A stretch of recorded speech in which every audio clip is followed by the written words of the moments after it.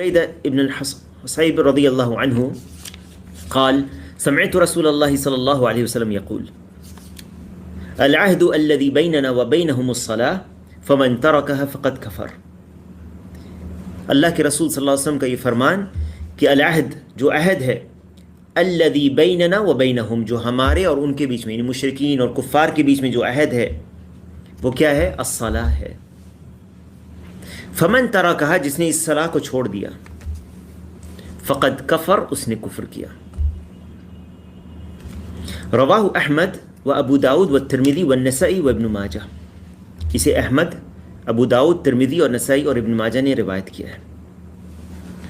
امام ترمذی کہتے ہیں یہ حدیث حسن ہے، صحیح ہے، غریب ہے. شیخ کہتے ہیں والمراد بالکفر ہونا، یہاں پر کفر سے مراد کیا ہے؟ کیونکہ بعض نصوص میں کفر سے مراد کفر اصغر بھی ہوتا ہے، جیسے ابھی بیان ہوا کہ سباب المسلم فسوق وقتالہ کفر. تو کیا یہ وہ کفر ہے یا یہاں پر مراد کفر اکبر ہے؟ شیخ کہتے ہیں کہ والمراد بالکفر ہونا، یہاں پر کفر سے مراد الکفر المخرج عن الملہ ہے. کون سا کفر ہے؟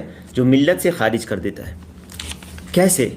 لأن النبی صلی اللہ علیہ وسلم جعل الصلاة فصلا بین المؤمنین والکافرین. کیونکہ نبی صلی اللہ علیہ وسلم نے صلاح کو بیچ میں فاصل بیان کیا.